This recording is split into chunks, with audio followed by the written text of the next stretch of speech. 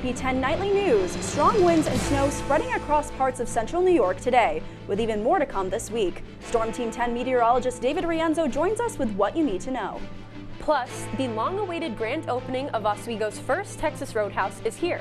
Riley Jones takes us inside the excitement of opening day. And a more than 2-week awareness campaign comes to a close at SUNY Oswego. Why the campus entrances lit up orange for a purpose. WTOP 10 Nightly News starts now.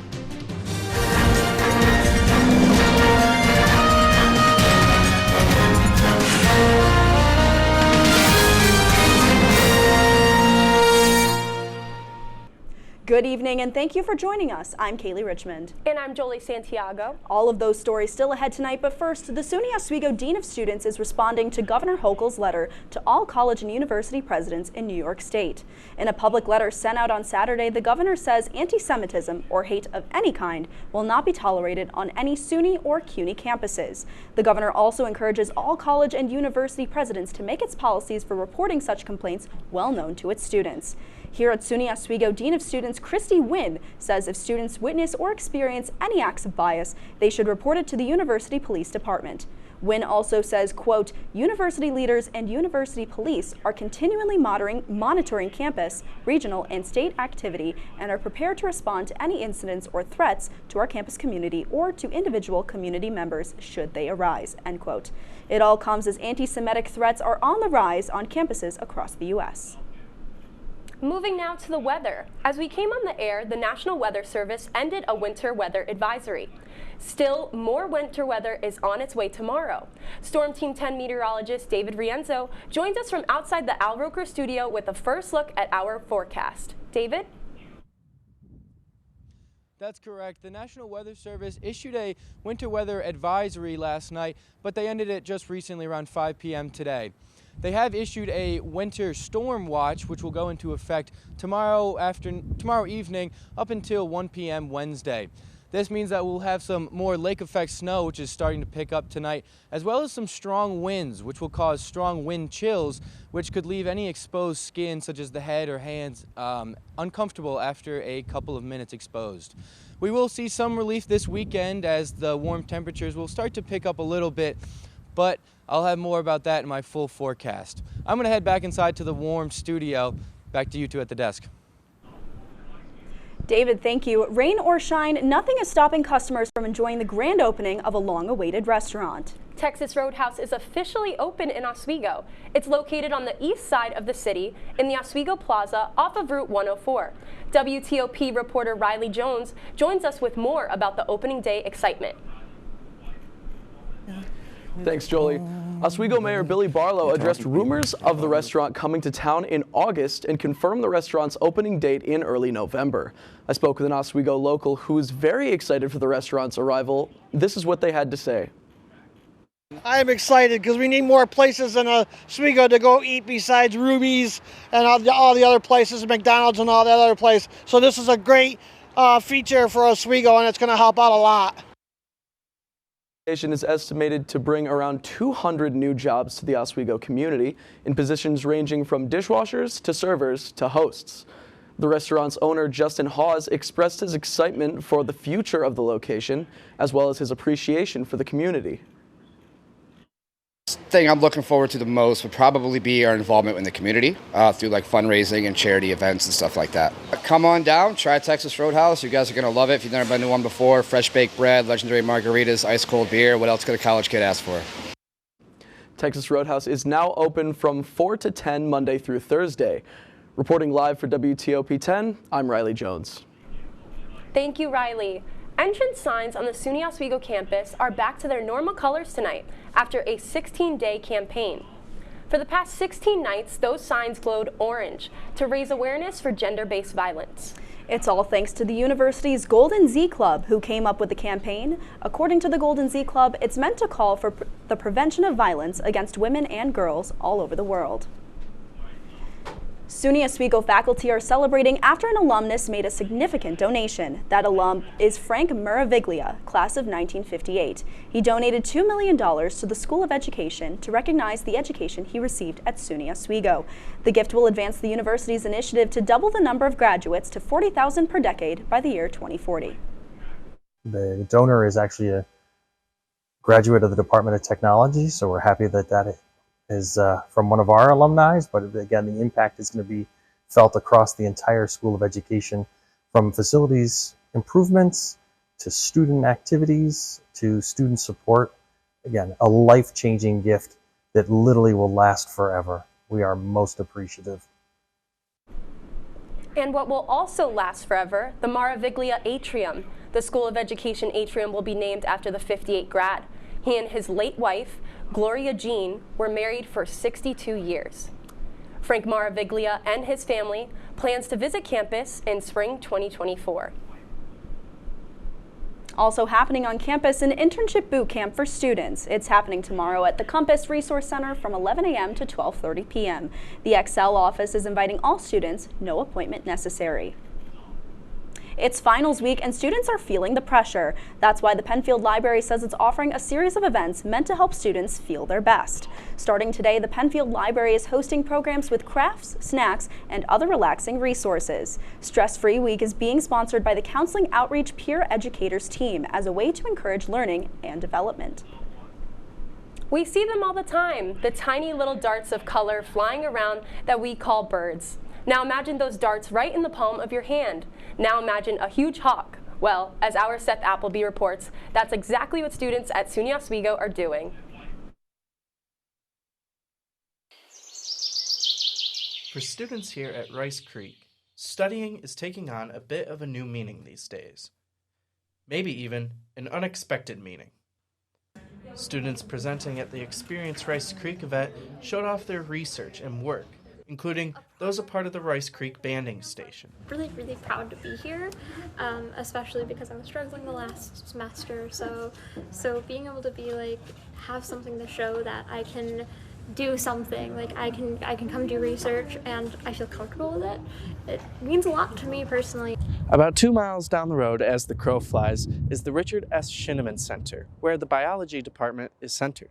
Here, the information is collected, looked over, used in research, and is often presented at events like Experience Rice Creek.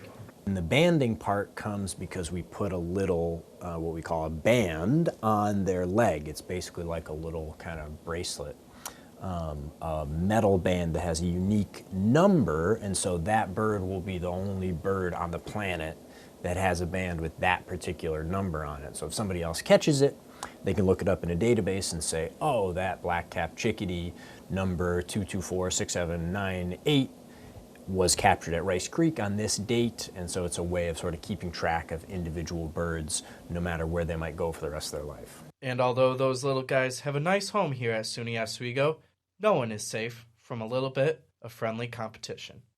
Seth Appleby, WTOP 10. SUNY Oswego has once again earned recognition in Princeton Review's Guide to Green Colleges for 2024. Oswego is one of the 522 colleges around the world to receive high rankings in student and administrator surveys. This establishes SUNY Oswego as a leader in higher education with sustainable practices. Major accomplishments for the year measured include the university's sustainability efforts earning a STARS Gold rating. SUNY Oswego has also been featured in other Princeton Review guides, including Best Regional Colleges since 2003. After 2 terms, Oswego Mayor Billy Barlow's time in public office is coming to an end. Just ahead, hear the advice Mayor Billy Barlow has for his successor and what he's doing next. Plus, how a campus resource is helping students unwind during finals week. All this and more when we come back. La, la, la, la. Breathe. La la la la la la. La la la la. Freeze.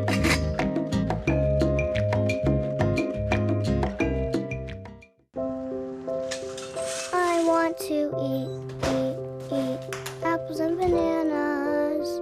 I need to eat apples and bananas. Why can't I eat apples and bananas? Support the Feeding America nationwide network of food banks to help provide meals to those in need. Join us at feedingamerica.org.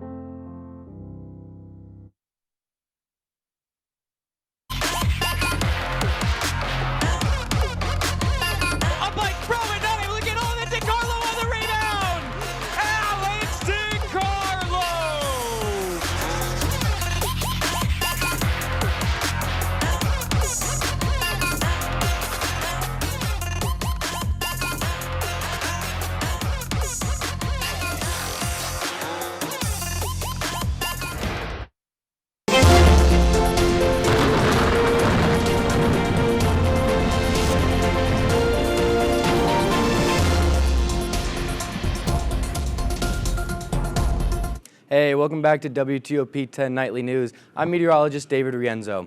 So if you're looking out the window right now, you're seeing a little bit of snow. It's fluctuating, but it's 34 degrees, and this northwest wind is making it feel like it's 22. It is very cold outside, so I'm happy to be back inside the studio rather than inside this snow, where we've got some lake effect bands being pushed off the lake, and that's giving us a couple snow like in the plateau, plus in the lower Binghamton region. You just can't see it on this radar. This is corresponding with the watches, such as Buffalo's got the wind advisory, and we're going into a winter storm warning watch tomorrow around 10 p.m. up until Wednesday at 1 p.m. We can expect to see some lake effect snow and some strong wind, which I'll get into in just a minute. So tonight, it's going to be a little chilly. You might want to cozy up to the fire. It's going to be 34 degrees, and some snow outside will make studying a little bit, winter-like, like you're studying in a cabin. The winds are going to pick up a little bit, so the wind chill is going to also increase. So if you're outside, it's going to feel a little bit chilly. Tomorrow, it's going to be a little bit confusing because you're going to wake up and it's going to be pretty sunny. The sun is going to peak out around the morning, but as the day continues, some clouds are going to roll in, and it's going to bring 41-degree temperatures, plus a chance of rain around 6 p.m. It's going to be gusty as well. Tomorrow, make sure that you're layering up because the wind chill is going to be a massive problem. Right now, it feels like 22, but as the night continues, it's going to feel a little bit chillier as the temperatures decrease, and then as the day moves on into Tuesday around 4 p.m., that's when it's going to be the warmest, 36 degrees, because the winds have increased, but the temperature has also increased. However, moving into Wednesday, as this storm moves in, it's going to be 22 degrees. It's going to feel very cold as these strong, gusty winds move in. Around 4 p.m., there's going to be some strong gusts around 38 miles per hour. So please make sure that you're layering up, because around Wednesday night, it could feel like it's 17 degrees. That could cause any skin to feel very uncomfortable, very painful, even after just a few minutes. Then Thursday, it warms up just slightly as wind speeds kind of die down, the temperatures roll back in, and you feel a little bit more warm temperatures. So just to wrap it up, recap, Let It Snow by Michael Bublé. We will be seeing a couple inches of snow after this winter storm rolls out, as well as some wind chill. You have to factor into the wind chill when you're getting dressed. It's going to feel very chilly, and it's going to be freezing. It's going to be freezing cold temperatures, so make sure that you're wearing tons of layers.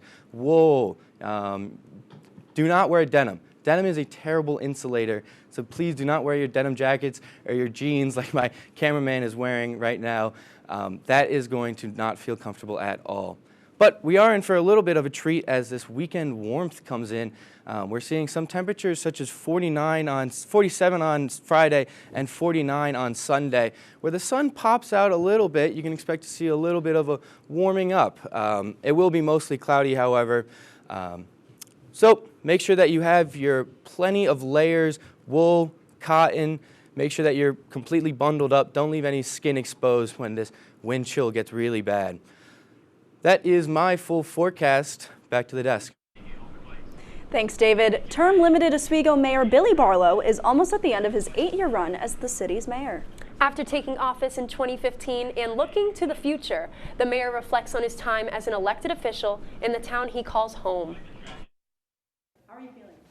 It's certainly mixed emotions. That's what Oswego Mayor Billy Barlow had to say about nearing the end of his last term as the Port City's mayor. I think I'll miss the ability to do good and be able to help people as easy as I can now. But there are some things Mayor Barlow says he will not miss about the job. Like not being able to go out in public as freely or having people stop you on the street.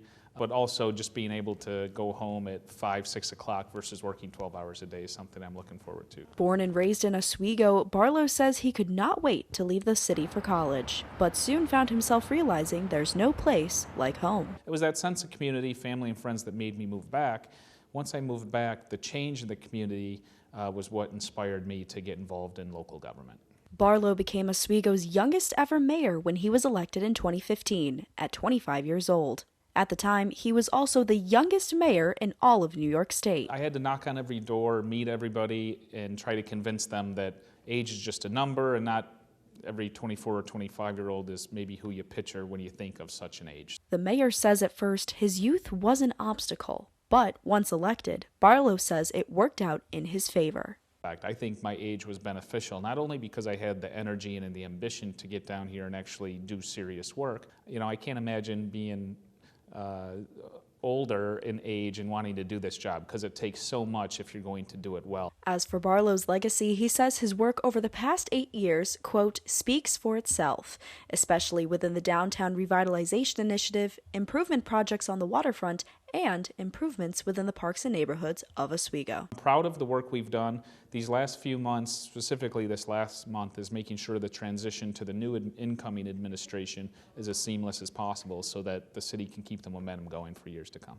And with Oswego's first Texas Roadhouse opening today, Mayor Barlow says he worked to attract the attention of the popular chain while also prioritizing family-run small businesses.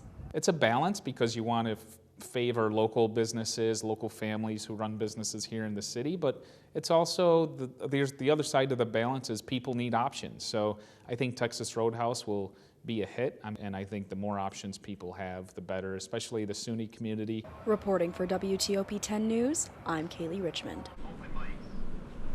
Oswego Common Council President Rob Corradino will become the mayor after Barlow's term ends on January 1st. As for Mayor Barlow, he will continue working within the community as the Vice President of Public Affairs and System Development of Oswego Help, which will involve overseeing strategic planning, managing construction and facilities, renovations, and regional expansion of services. SUNY Oswego is reminding students the campus mailrooms will be closed over winter break. The last day of the semester to receive mail-in packages is Friday, December 15th, and mailrooms will reopen January 23rd. Students are asked not to order anything over the break period and to retrieve packages from the desk and parcel lockers before Friday. Forwarding addresses can be updated in the My Housing portal. The Harmony Center at Mary Walker Health Center opened earlier in the semester, and they have had a great success with students attending their programs. The Harmony Center is a place for students to relax during stressful times. Assistant Director for Health Services says what students can experience at the Harmony Center. An awesome place for our students to go. If they want another place for solace, we have massage chairs, we have the TV, they can do some programs on there for yoga and some other kind of exercises. We have games, we have puzzles, we have books, coloring, lounge chairs, just a place for our students to go and be comfortable and have some extra time to themselves in harmony. The Harmony Center is located in Mary Walker Health Center in room 106 and is free for students to de-stress from 8 a.m. to 4 p.m. Monday through Friday. A craft and vendor sale at SUNY Oswego opens up opportunities for sellers and helps people check items off their holiday shopping list. The event emphasized the importance of buying from local small business owners, even hosting a raffle for people who bought at least 3 items from the sale. The event featured door prizes, hot cocoa, music, and over 55 vendors, including the owner of Tracy's Acrylic Creations, Tracy Secord. While Tracy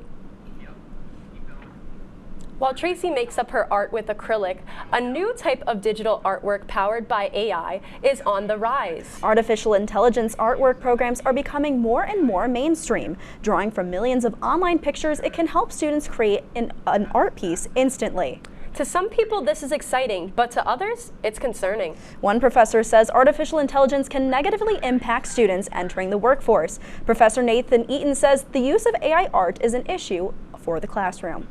I'm concerned at which level they might rely on AI art to create assets for their projects. Professor Eaton says there is zero concern for human artwork to be replaced with artificially created ones anytime soon. Coming up in sports, it's Matt Sharamita. Matt, what's to come for the Oswego State Lakers?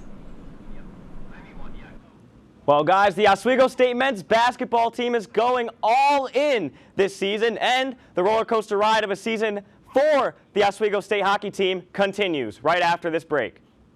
I know kids worry about a lot of things. Getting enough food to eat shouldn't be one of them. Through a nationwide network of food banks, Feeding America serves virtually every community in the United States. See how you can help your community. Visit feedingamerica.org.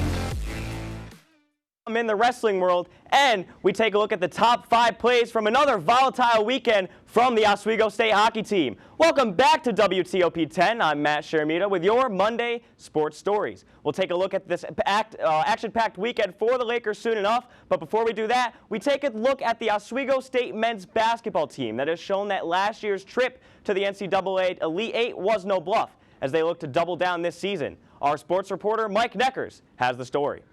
May not be the case. They always say what happens in Vegas stays in Vegas, but for the Oswego State men's basketball team, that may not be the case. The Lakers have dominated so far, starting off the year 7-0, but the toughest matchups of the season are upon them as they travel to Vegas over the break, hoping to make a statement for the rest of the season. This is a business trip, let them know. Some people never played on this high level. Like Coach said, we're gonna have like the whole D3 scene watching us. So just certainly, just relax. Let's go out there, have fun, but still handle business too. Those matchups come against number 8 nationally ranked Case Western Reserve and number 20 ranked Pomona Pitzer, where the Lakers look to improve their record to 9-0 on the season. I think obviously this will be a significant test for us, playing 2 nationally ranked teams. My expectation is that we're going to be very attentive to detail with our game plan, and that we're going to play good basketball. And that good basketball is largely thanks to the team chemistry that the guys have with one another. I knew a couple of the guys coming in, and I live at the house with them, so that's another way I got to gel with a lot of the guys. The Lakers will take on Case Western Reserve on December 28th at 11 p.m. and Pomona Pitzer on December 30th at 6 p.m. Both games will be played in South Point Arena in Las Vegas, Nevada. I'm Mike Neckers with WTOP 10 Nightly News.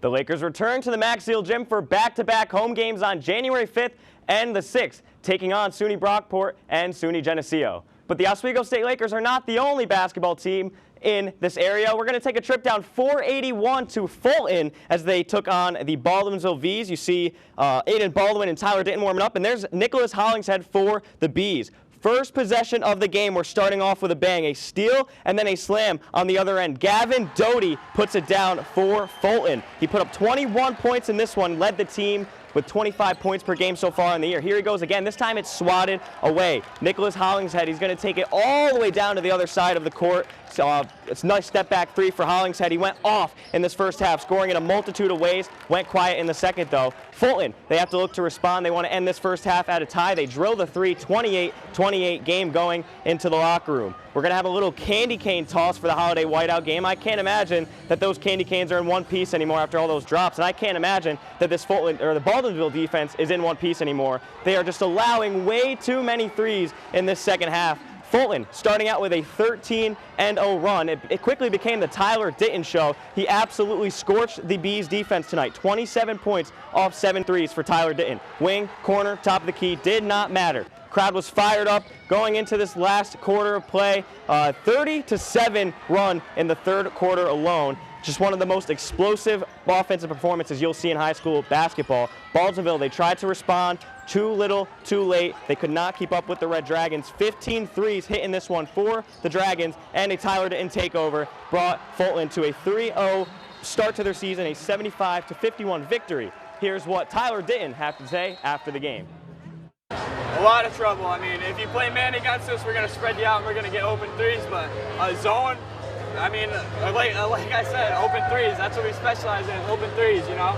It's going to be hard to guard us, but every game's going to be a battle, and we're just going to fight through that and get the win. The Fulton Red Dragons look to carry the momentum into tomorrow night as they take on the Oswego High Buccaneers. Fulton High School has also been associated with a successful wrestling program for decades, winning numerous sectional and state titles throughout the year. However, this may be their biggest triumph to date. Just last year, Fulton High School laid the bricks for an all-girls wrestling team, teaching a group of 18 young women to be confident, take chances, and be mentally and physically tough. This year, head coach Jeff Waldron took the foundation and built a skyscraper as his squad boasts 37 athletes, the most in the CNY area. It gives the kids and the community something to be proud of. So they put in a lot of work. I don't know what it is in Fulton that makes wrestling special, but I mean, 2 years into the girls program, we got one of the biggest programs in the state. Waldron attributes the over-doubling in numbers to the belief that his girls are having fun, as he says it warms his heart to see them smiling and laughing. In his eyes, having fun leads to success, and part of that success comes from senior Tessa Newton and newcomer Gianna Allen, who spoke about the exponential growth of the program in just one trip around the sun. In the locker room, it's always filled. Like every tournament or match we go to, we're in the locker room and everyone's just like, wow. What I'm most proud of this year is probably just the opportunity to have such a big team and, just work together as a group. You can catch the historic team at the Blind Men's Invitational on Saturday at 9 a.m. at Cicero North Syracuse High School. But we'll take things right back here to the Deb as the men's hockey team returned home for one last time before winter break. Let's take a look at the top 5 plays from this weekend for the Lakers as they took on SUNY Cortland and Utica. A.J. Ryan takes the shot from the blue line for Oswego, and then Cam Simons got the deflection off the shoulder pad. He got one in for the goal, his first goal of the game and the freshman forward's first collegiate goal. The number 4 play was Brandon Milberg. He had himself a day, a really nice weekend for him, 27 saves, currently holding a .932 save percentage on the year. And then we'll go to number 3. We had a great scoring opportunity for Utica, though, as Daniel Calabufo took a shot to the chest for Oswego State. Himself was play on defense for Calabufo, but it was all Flack these last 2 plays. He had an ankle breaker and a clutch goal, so much ice in his veins, you can call him Flack Frost. He's just letting it, had the Penguins slipping and sliding, the defender, and then he was getting shifty out there, confusing everybody, netting this one for the Lakers. And then we'll go into the last play. It was Flack to Flack here on the countdown, a holiday miracle in the Deb. Warmuth took a shot deep, hit it off the shoulder pad, but Flack was in the right man, right spot. We brought in the Teddy Bears because it was the Teddy Bear toss game here in Oswego. It's not a weekend the Lakers are going to want to remember, but a weekend that the Toys for Tots and the kids part of that community are going to remember for the rest of their lives. Nice little holiday miracle here in Oswego. That's going to do it for your sports report tonight. Kaylee, Jolie, back to you. Matt, thank you. Stick around for a final check on your forecast just after the break. And it could be your last chance to see one occur for 2 decades, as the next time one will be visible over the continental U.S. He's May 84. Yarrow told police in the hospital that he had pressed the doorbell and waited. They mix with oxygen and nitrogen. They become briefly